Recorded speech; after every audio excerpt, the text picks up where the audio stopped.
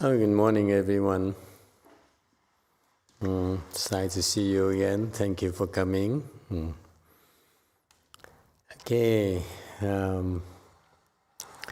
this is I just came back from a month long in Korea, and this is my weekend here with you. And then I'll be going to Europe next week or so. We'll be in Europe for about 2 weeks. Okay, we'll be back again after 2 weeks. All right, so I'm glad to see that you've been working hard. I've been continuing to practice, and that's very good. If you have a chance to come to the temple and participate in our chant classes, that's the best for you, because when you cultivate, when you meditate, you want to sit with people who are higher levels than you, because it helps. When you sit with people higher level than you, will help you improve a lot quicker, but immediately it would help you charge up faster. If you sit to someone who's higher level of samadhi than you, it's like sitting next to a supercharger, like using a supercharger, if you will. So that's why it's very advantageous for you to come to the temple, because at the temple we have many people who are very high level, much higher level than the typical meditation instructor monks or regular people. So that's why when you come to the temple, you meditate here or at our temples, or the next best option is online classes. You'll be getting a lot more out of your sits than otherwise. Okay? So keep that in mind, because every time you meditate, your health improves. That's automatic. Okay? And among other things, it's good for everyone. And I'm very happy to see that people bring young children. We let them roam around, let them play, and let them make noises, be themselves. It's perfectly okay. And they are amongst us, and that's why it's best we let them play in the Buddha hall, Chan hall, and let them make noises, and we learn to meditate within that environment as part of our practice. It's even better than letting them play outside in the playground. Okay, in the future, eventually we'll clean up our playground on this side here, and if some children are just too excited, we let them out, go out there and play. But children here, our policy is to allow children to come here and play and run around here. Okay, and hopefully they shouldn't be too noisy. Okay, they wouldn't bother me if they're very noisy themselves. All right, so it's very good for them. Very good. So meditation, this environment is very good for all ages. All right, and eventually, and you can test their level of blessings. Check them out and see if they can cross their legs. If they can cross their legs in half lotus, they have blessings. Excuse me. If they can cross their legs in full lotus, they have a lot of blessings. That's a rule of thumb. Okay, so everyone is welcome to join us. Okay, I'm glad you're all here. That's what we're here for. I'm also very pleased that I have more and more very competent disciples who are very good, strong foundation, very high level of kung fu, high level of samadhis, and therefore they can guide you and show you the proper fundamentals in Chan meditation.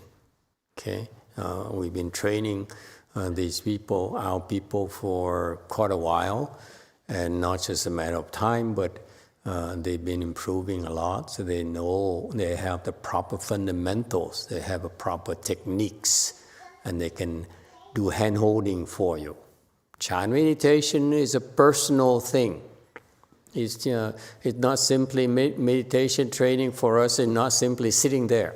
It's about a part of it is sitting, and the part instructions.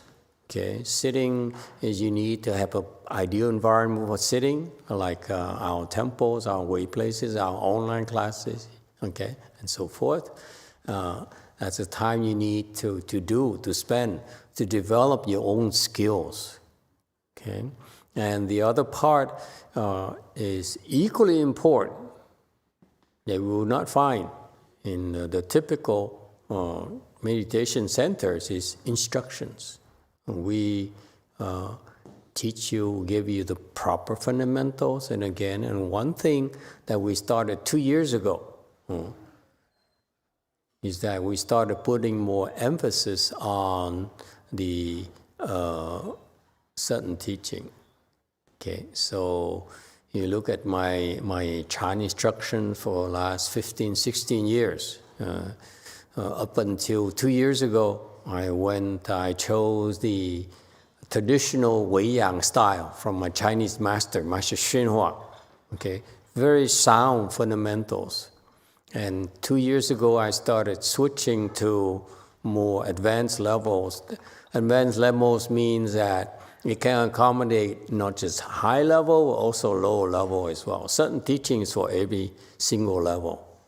Okay, and so we started to reveal our American style of Chan, Wei-Yang Chan. So that's why it's very beneficial for you to listen. Not simply sitting alone is not enough. You have to listen to the instructional talks. Okay, why is that? Number one, sitting helps you calm your mind down, okay, and recharge your batteries, if you will. We all need to do that every single day. Think about it, okay? So it's critical for you to learn how to take care of yourself every single day. It's just as important as Master Xunhua, my Chinese teacher, put it, just as important as you are having to eat, having to rest, having to sleep, okay? Chan is just as important, trust me. Okay, if you, one day, when your level is high enough, then you know what we mean. It's that important. You have to trust us, okay? And the other part is, so the sitting helps maintain your physical and your intellectual strength. Believe it or not. Okay, it clears your head. You think better, you think faster. Through meditation, you're more creative, you have more stamina, and so forth. The benefits are incredible. So you're missing out on failing to maintain yourself. Very much like when you drive your cars, you need to change your oil. You need to have maintenance, okay? And you ignore it, your car will not be able to last very long. Same thing with human bodies. We take our bodies for granted, which is erroneous. It's so wrong, okay? If the car needs maintenance, so does the body. How often you drive your car compared to how often you use your body. You use your body 24 hours a day, and you're neglecting maintenance of your body. Think about it. You use your mind like 24 hours a day too. What are you doing for maintaining your mind? Your mental health. You know, you go out there and you meet with people, chances are that I'm going out on a limb to tell you that maybe almost half of the people you meet have depression? Is that contagious out there?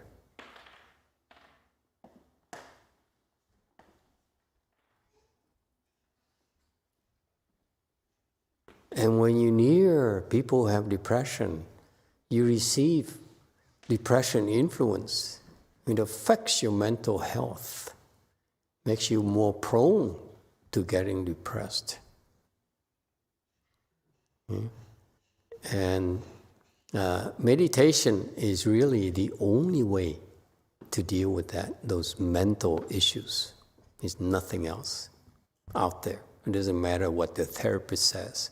Even the therapists now, the professionals, the better ones, are turning to what they call mindfulness meditation. They set up centers to train the therapists, the professionals, how to do it. And it's gaining popularity because it works for many of the patients. So its only problem is that they are not that good. Their training techniques are not that good. And their teaching techniques are not that good either, and that's why it has very limited effects. But still, it's catching on. The many therapists who have to deal with the mental patients, they're finding that meditation helps with the patients tremendously. Okay? Anyway, so don't miss out. And the instructions are also important. The instructions are the insights or the insider tips, if you will. You invest in the stock market, what's the best way to make money? Have insider information. Yes or no? Surefire way to make money is to have insider information. Okay? Same thing. Instructions, you will, are like insider information. The sages who have high level of Chan skills, they're telling us, what are they talking about? The one instruction you want to pay attention to are the tips of what not to do. Very few teachers know that. Very few teachers know the secret. The secrets of Chan meditation actually is just a couple of things. Number one, you need environment, the proper environment for you to sit. Okay? And because one of the things that you folks don't realize is that every time you meditate, you run into a lot of obstructions. Your karmic obstructions will come and distract you in so many ways and dissuade you, for example, from going to the temple. It's a karmic obstruction. Okay? And if you find yourself having difficulties coming to our temples, that's a proof right there. You have karmic obstructions. It's not uncommon for us, for most of you, for most of our students to come once and they don't have a chance to come back again. Especially those who have depression. They run away. Okay? And so the first requirement again is that you need the protection in order to meditate. A lot more than you realize. Okay? And number two, you need the proper instruction. Those instructions are the insights.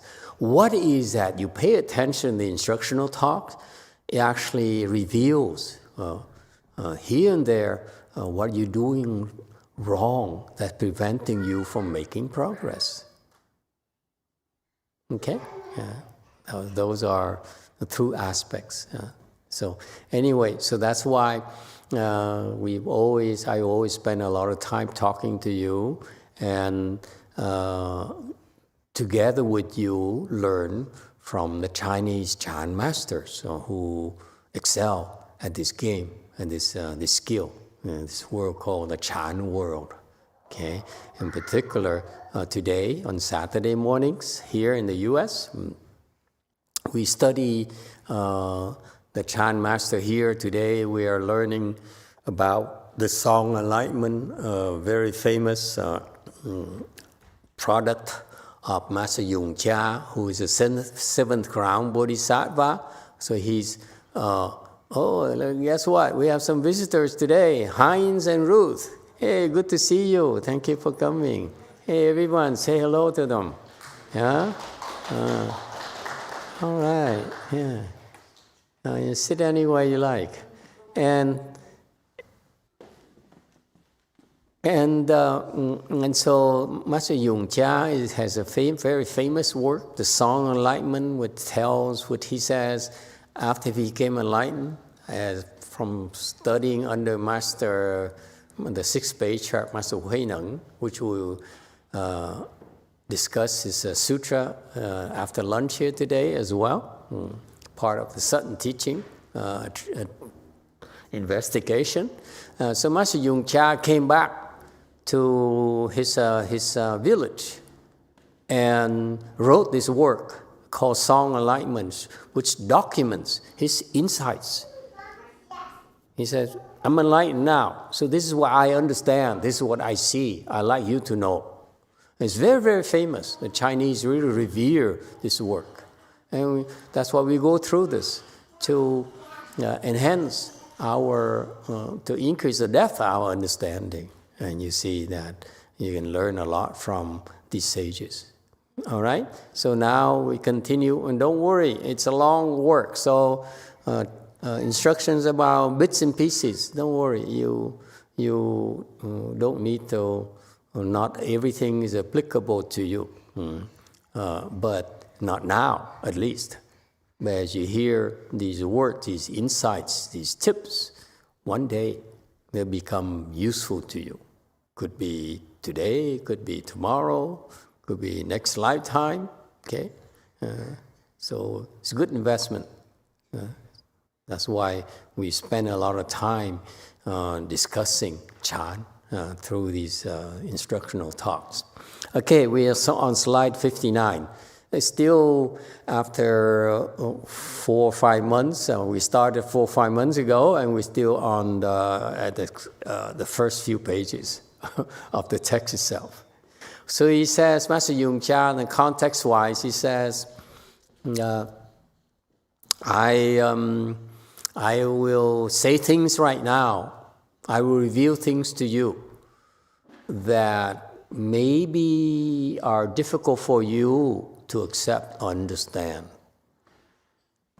Okay? Because these are insights of people, of an enlightened person. It's not the usual kind of worldly knowledge or worldly insight, but actually these are incredibly profound insights. And he says, you can trust me, because if I were to lie to you, I were to intentionally misrepresent the facts to you, that we're trying to pull your leg. And he says, I invite upon myself the retribution or ripping of the tongues. And this is another insight, by the way. If we lie, we tell lies. In particular, a Chan master like himself tells lies. He's for sure, at the time of death, he will fall to the hells. What kind of hells? This kind of the particular kind of hells down there that are designed to inflict pain and suffering upon you. That's commensurate with the kinds of offenses you created. So if you lie, he says here, he'll fall. He knows he'll fall to the hells where they rip out the tongue. Okay, that's for lying, using your tongue to lie. They rip out your tongue. Okay, that's a torture. Okay, and then you die. These hell beings, they die because of the extreme pain and suffering they endure, and they couldn't take anymore, so they die, and they are revived, and then the torture continues again. They rip out the tongue over and over again, time and time again. And not just that, another hell for people who tell lies would be to hang you by a hook on your tongue. They hook your tongue and hang you up like that, and they rip the tongue out, and it tears up the tongue. Okay, and then you fall down and grab you and put it in a hook you by the tongue again, hang you by the tongue again. And so pretty soon they shred your tongue into pieces. Imagine the kind of pain you'll be experiencing. Okay, so all sorts of torture related to the people who tell lies. So Master Yung Chia says, not just other people, but me too. Even though I'm enlightened and I knew better, I can assure you that me too. If I were to tell lies to you, I would be falling to hell to myself. Okay, for aeon as many as dust and sands. That's how long your stay in the hells will be. It's quite a bit longer than the typical Airbnb or hotel stays. Okay? They're free. You don't have to pay for it. The hells, these are infinite. You'll be there as long as it takes for you to undergo the torture that you must undergo to pay for your karmic offenses. So typically, this is why in Buddhism, typically we avoid falling to the hells. It's the worst place in the universe. You don't want to go there, trust me. Because you go there, you suffer day and night for aeons, as many as dust and sands. Countless aeons. Aeons is like long spans of time, like billions, 16,000 millions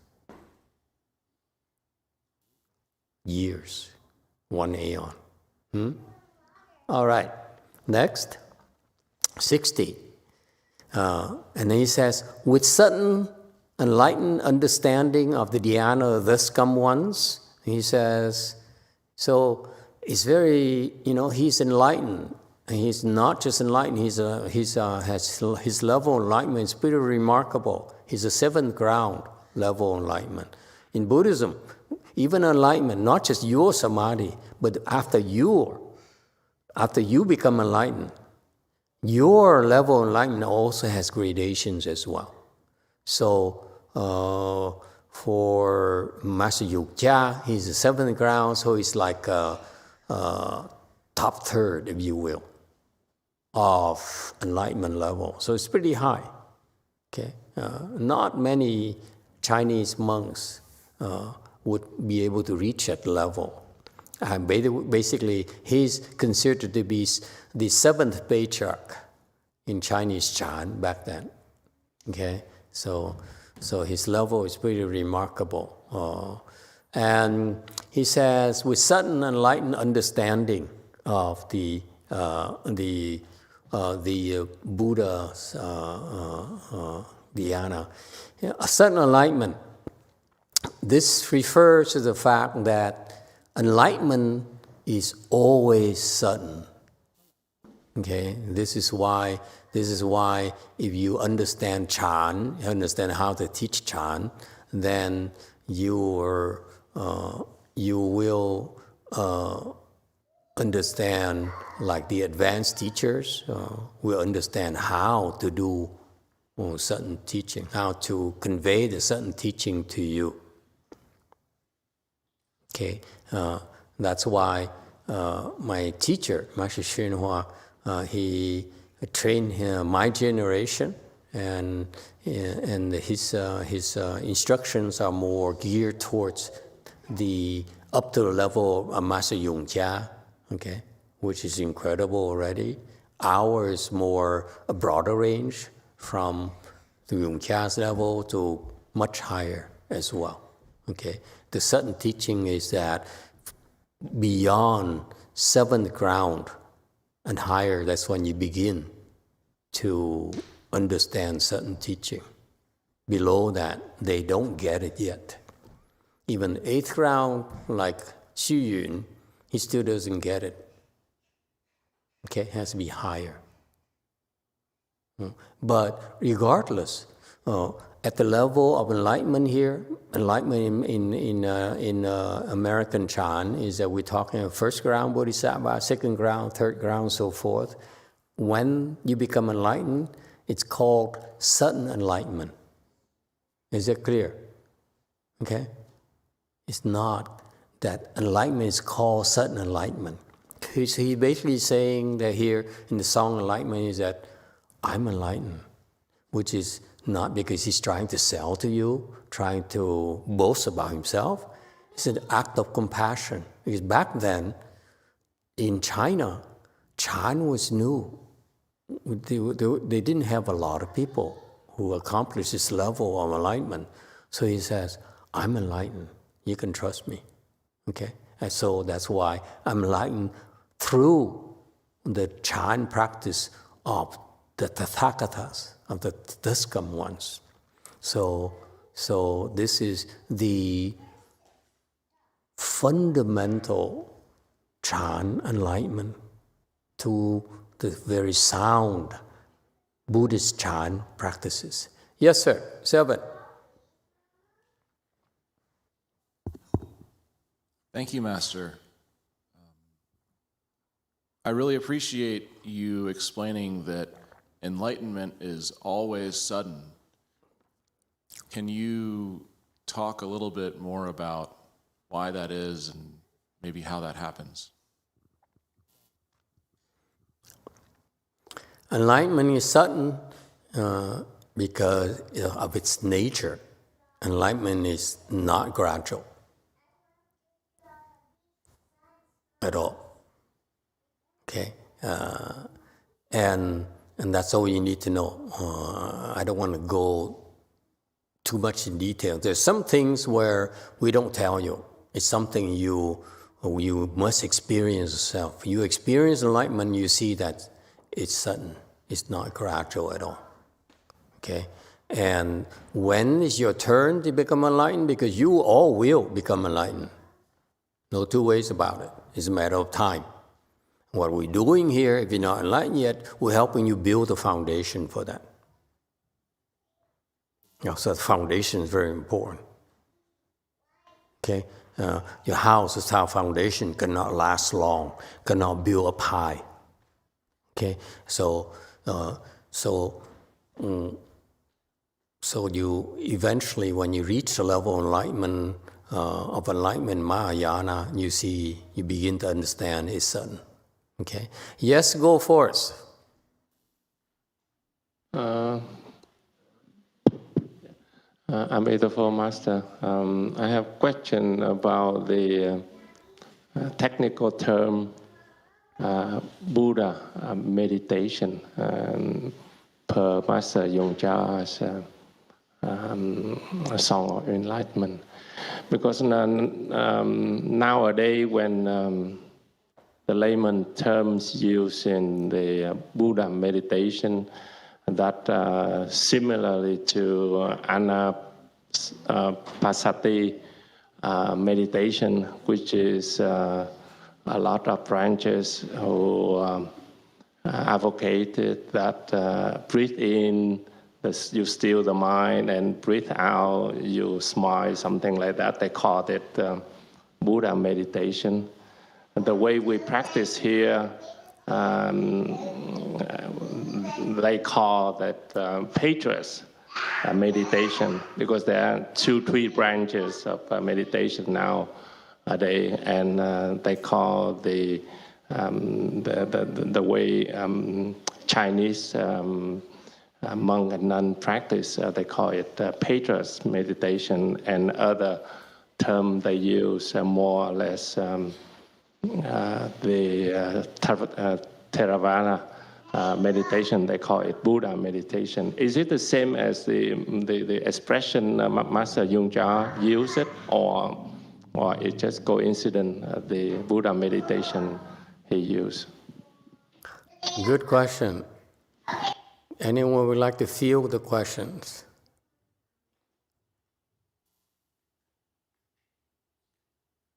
No one has any idea on how to answer the questions. This is what you should expect. If you teach Chan meditation, you should expect people to come to ask this kind of question. Because that's what people do. They go from a meditation class in downtown San Jose to another temple somewhere in San Jose, and to our temple, to a Chinese temple, and so forth. And that's welcome. You should go around and learn. Okay? So when you go different places, you hear different terms. So it's fair to bring up the questions. Yes, Seven, you have an answer, clearly. Oh, no. Thank you, Master. I was going to ask, could you repeat the question, but this time in like one sentence? No, I will help you explain. And what he's talking about is correct. What he's talking about is, he's the typical guy who goes around everywhere. Okay? Vietnamese temple, Chinese temple, Taiwanese temple, you name it, he goes. Why? Searching for the best technology for meditation available. He goes to Master Hsuan Hua's temples, he goes to Theravadan temples, he goes to Vietnamese temples, he goes anywhere. Taiwanese temple, Trung Tai in Sunnyvale, okay, and so forth. So he goes everywhere. So everywhere they talk to and they said, we also are the best in Chan meditation and so forth. So how can you tell the difference? One says Theravada meditation, they call it Buddha meditation, which is baloney.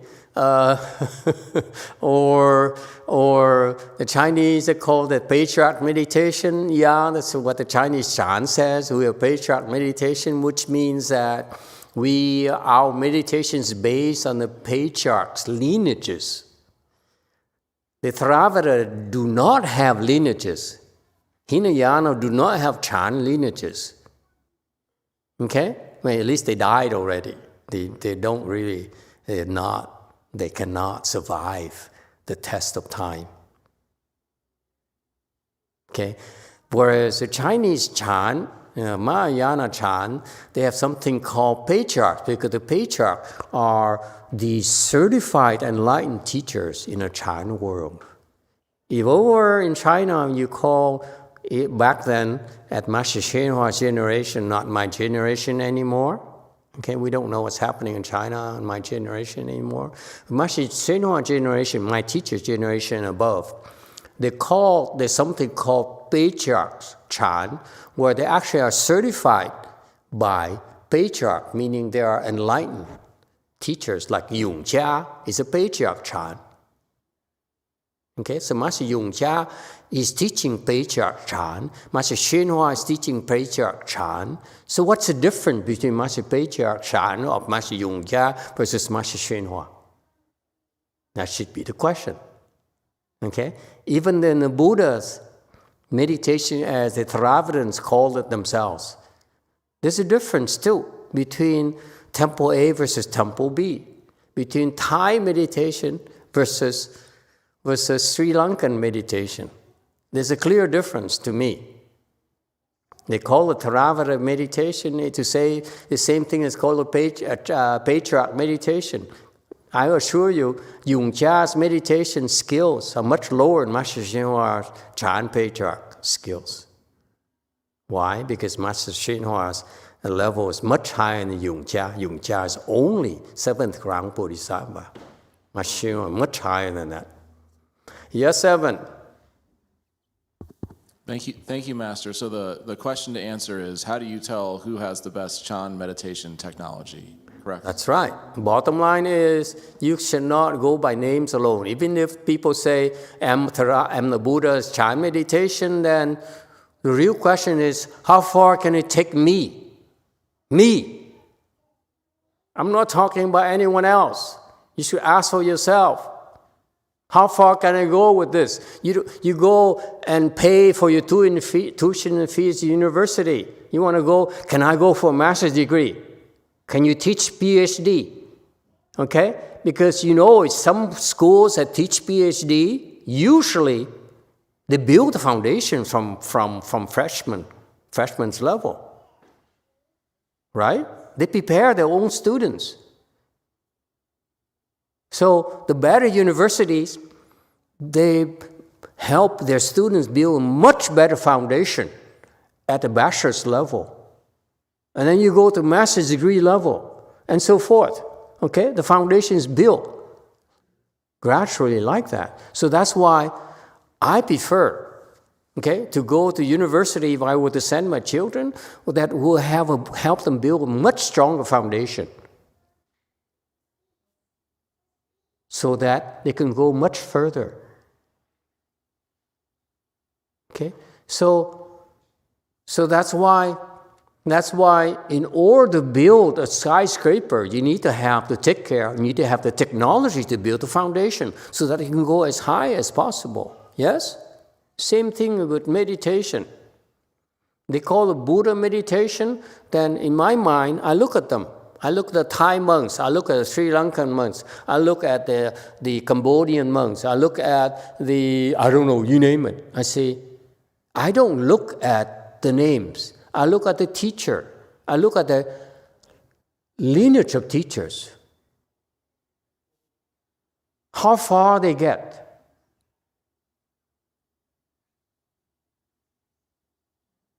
Okay? So Buddha's meditation, as they like to call it in San Jose, to me, it belongs to Hinayana meditation. So in theory, in principle, they reach fourth stage arhat, which to us is very low. So does it matter you call it Buddha's meditation? You call it Peter's meditation. You call Harvard meditation. You call UCLA meditation. What difference does it make? All that matters to you is how far you get. Yes? What you can get out of it. And what I'm telling you is that whatever they call there, that Chan Phong went to those places, he will get to fourth stage arhat. That's all. That's very low for us. Okay, let's move to the patriarch meditation. Again, I gave you the answer already. You learn from this Yung Jia here. It's very eloquent. It is very nice to read and learn. It's kind of cool. Give you insights that normally the normal meditation teachers would not be able to give you. So it's good. It's time well spent. However, with the same instruction, with the same insights here, Master Hsuan Hua's explanation of this will bring you to a much higher level than Yung Jia's, than only following Yung Jia's Song of Enlightenment. That's why we study this. We study Master Yung Jia's insights, and then on top of it, look at Master Hsuan Hua's commentary. And then on top of it, we add the commentary that is more suitable for our American environment, for our times. So patriarch meditation, same principle. How far can you go? You go with the Chinese style here, who revere Master Yung Jia and stick to Master Yung Jia's interpretation only, seventh ground bodhisattva. If you go with Master Hsuan Hua's explanation, based on the stuff here, you go a little bit higher. Because his disciples did.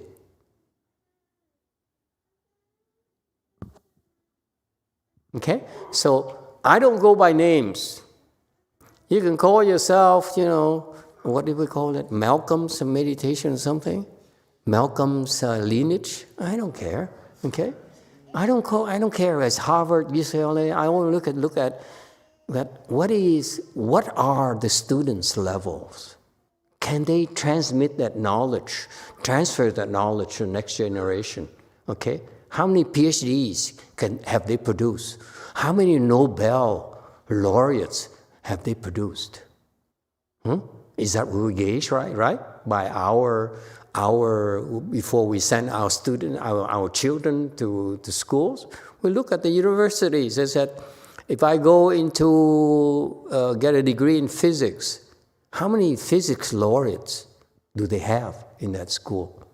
I went to UCLA, and I wanted to go into finance. So I went to U Chicago, where we have, what's his name? I forgot his name now. He's a Nobel laureate in University of Chicago, Mueller or something.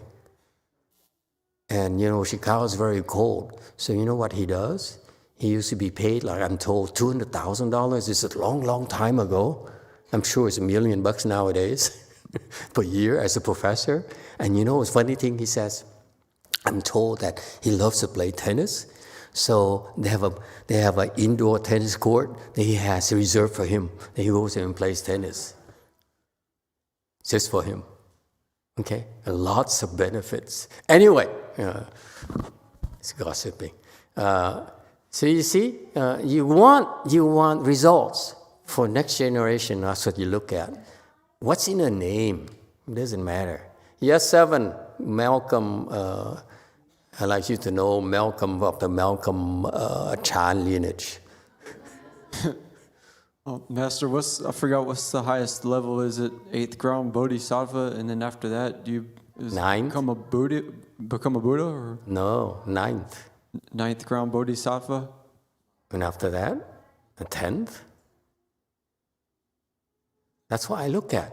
I look at Master Shen Hua's disciple and said, he's a great patriarch. So he's patriarch Chan, okay? You go to Master Shen Hua, learn from Master Shen Hua, patriarch Chan, no two ways about it, because he's a Chan patriarch. My generation is lost. Okay? We're starting anew. We're starting anew in the U.S. We're still sorting it out. So you can't really count on American patriarch meditation yet, in my humble opinion. It's a mess right now in America. Okay? Yes, 7. Thank you, Master. I think the college metaphor is spot on for answering the question, how do you know what the best Chan technology is? And I think also, like the American university system, it's a mess. So in my humble experience, I would treat it like you're evaluating a college or a university. First, it's really important to go and visit. Look around, feel the Buddha Hall, see the Sangha, see the Dharma Master in person, if you're going to be committing to this. And then see if you can get along with the people there. But most importantly, see how you feel after you try it there in person. That would be my recommendation. Yeah, good point. Absolutely. That's what it's wiser for you to find out for yourself instead of just relying on someone else alone. Okay? I strongly urge you to go to places like Master Shen Hua's teachings, and that's sound teaching, that is sound patriarch teaching. Okay, so don't worry so much about the place alone yet, but like Master Shen Hua is dead already, so if you want patriarch Chan right now, okay, he's the last known Chan patriarch that you could learn from. Study his teaching, that's what we're doing right now. That's sound teaching. The current American patriarch, to me, is disappointing, so that's why I don't recommend him. I'm as blunt as you can get. I don't beat around the bush. You don't waste my time. I won't waste yours. Okay?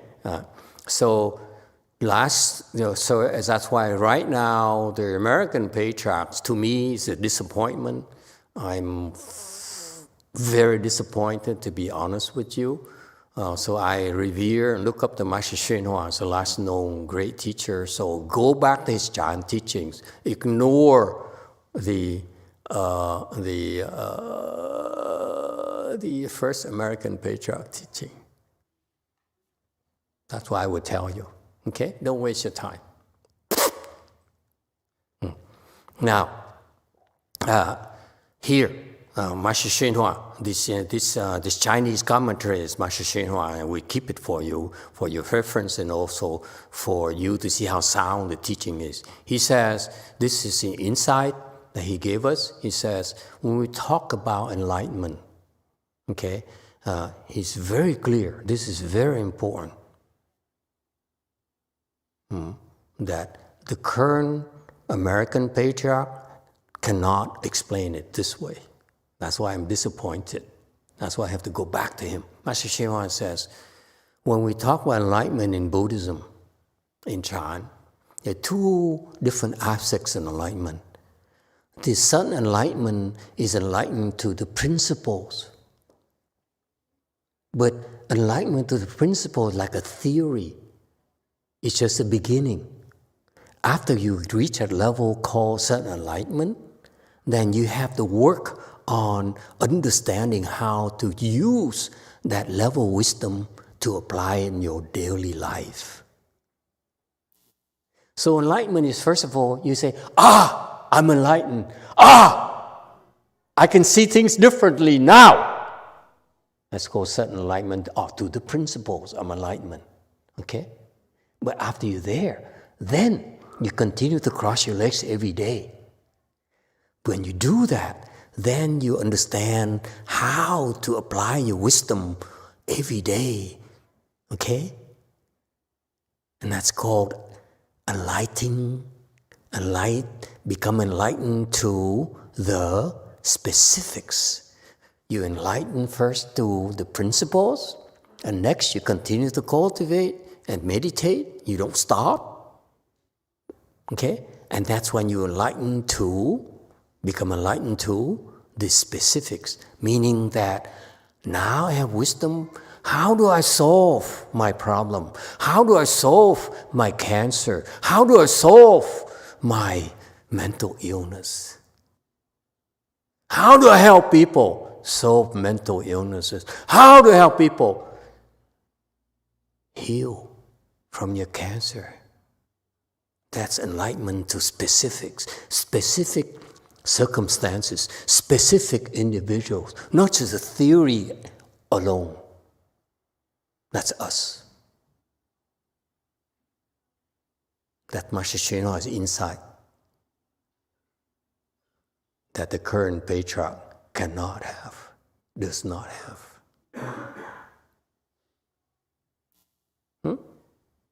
Okay? That's why, if you have such a case, why bother learning from the current patriarch now? I would advise you go back to Master Shenhua and learn from Master Shenhua. Is that clear? Next. And then he explained about the Tathagata Chan. Okay?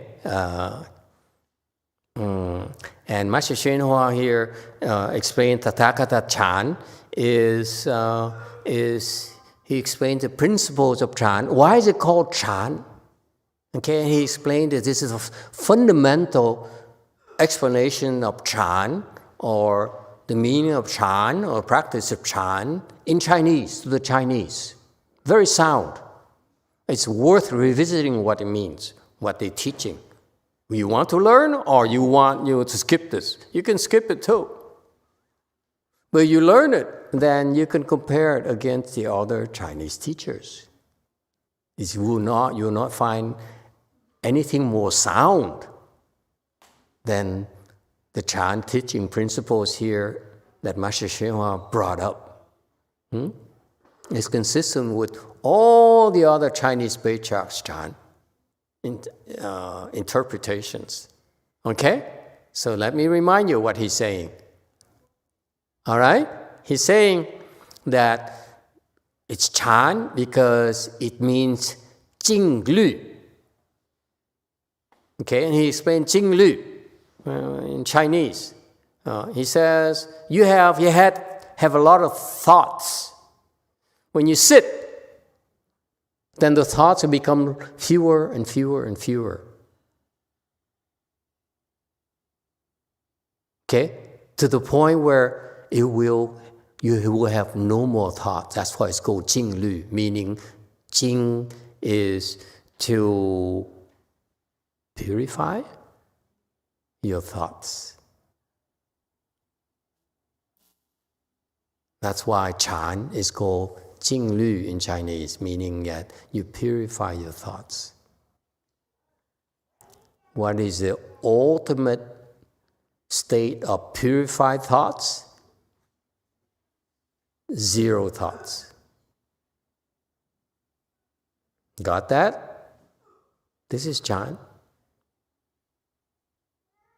You no longer, you are at the point where you can stop your thoughts at will, which means that you are enlightened. Until you become enlightened, you don't have the skills to stop your thoughts. You don't have the ability to stop your thoughts. So Chan here, Chan practice, all Chan practices, okay, whether it's our lineage called Wei Yang lineage or another lineage called Linji lineage or whatever you want to lineage, whatever it is, okay, in Chinese Chan, it all has, or Indian Chan, all points to this practice of reducing the number of thoughts in your head to zero. It's a skill. It's not talk. Until you're able to do that, that's when you have some Chan, real Chan skills.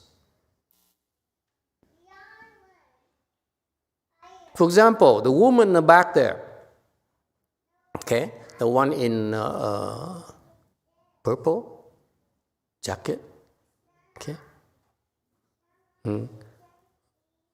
Her levels is not quite there yet.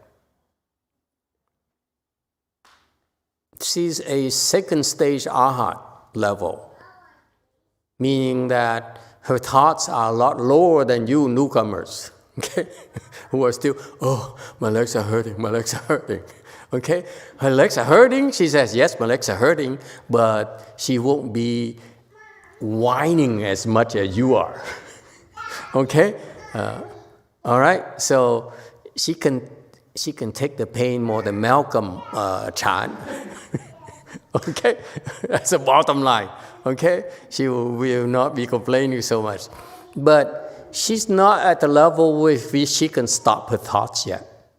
For example, what is meaning stopping your thoughts?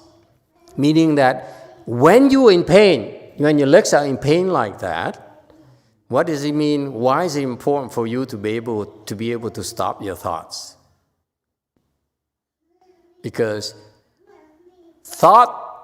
pain is just a thought itself, yes? How do you know that you're in pain? Because the thought goes up, the thought goes from your legs up to your brain. It says, oh, I'm in pain, I'm in pain. It hurts right there, it hurts right here, it hurts right here, yes? Pain is just a thought, that's all.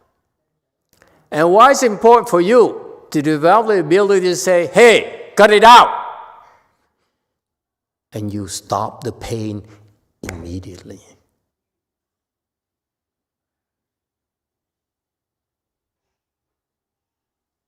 Wouldn't that be cool? That the legs are hurting, which will happen to all of us, okay, for different reasons. But you're in control. You said,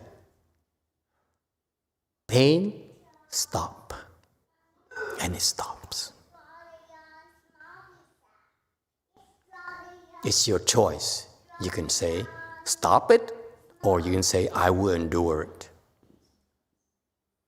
Until you reach a level, you have no choice but endure the pain. Okay?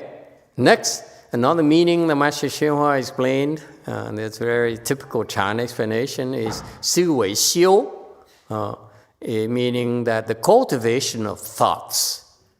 Okay?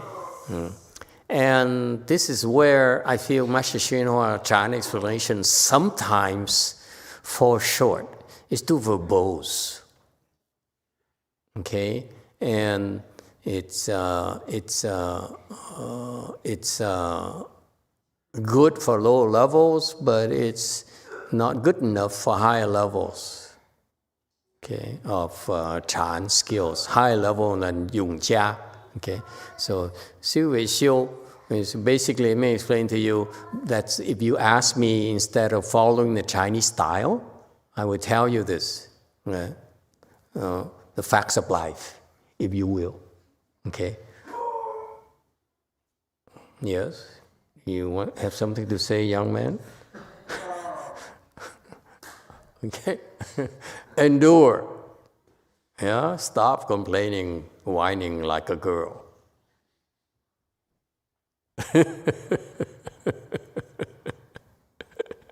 Yeah. Hey, baby. Okay.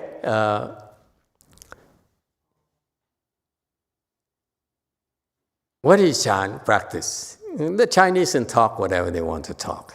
Okay? The bottom line is when you practice Chan, okay, you have to endure thoughts. Thoughts will arise. And you endure them all. Okay? You put up a fight and you pay attention to the one thought that's unbuckled, that's stopped. You don't listen to it. If you do that, that's called Jing Lü and Siu Wei Xiu. Okay? You endure those thoughts. And it doesn't matter, you continue to sit. Okay? And you sit longer you sit, the fewer thoughts you have. Eventually, you only have to pay attention to the one thought that's unbuckled, that's stopped, and endure a little bit longer. And that's how you do Jing Lü. You reduce your thinking. You do a little bit longer, you have fewer thoughts, fewer thoughts and fewer thoughts, naturally. Okay? What about Siu Wei Xiu? Siu Wei Xiu is a little bit more advanced in that. Siu Wei Xiu here, the second meaning that's in pink here, means that actually there's a technique where you focus on one thought, like a Hua Tou, like a Buddha's name. Okay, you say, Amitabha, Amitabha in Chinese, or Ayirafak in Vietnamese, or Amitabha in Korean. What happened to the Koreans? Oh, never mind. Okay, and you focus on that one thought right there. Siu Wei Xiu is that one thought. You cultivate only one thought. It's called single-mindedness. So Siu Wei Xiu here, I would explain as single-mindedness. You only think of one thought and you drop everything else, including the thought of quitting, the thought of unbuckling your legs. The thought says, this is too much, I can't take it anymore. You ignore that. It's called Siu Wei Xiu. You only says, you concentrate on Om, or you concentrate on the mantra, you concentrate on the Hua Tou, you concentrate on Buddha's name, okay, and you ignore everything else. You cultivate single-mindedness, one thought only. You drop everything else. You see, the Chan practice from different angles. The first part is that Jing Lü, meaning you take the thought, doesn't matter, you sit there and you endure it. Okay? You drop all the thoughts. That's the first part. That's sound fundamentals. Second part, Siu Wei Xiu, is that instead of sitting there and really just don't do anything, you sit there on the Siu Wei Xiu and you focus on one thought and you drop everything else. You practice single-mindedness, whereas over here you practice enduring. Yes? Is it the same as contemplation? Yeah. And the Siu Wei Xiu is contemplating one thought. Okay? Contemplation is maintaining one thought in your mind only. And drop everything else. So you focus on one thought here versus You let it naturally settle to zero. Whether it's breathing techniques or whatever, okay, you go down to zero. Did I answer your question in San Jose? Okay, very good. Okay, time is up. See what else? Okay, and then next time we continue from 65. Thank you all for coming. Let's go to lunch.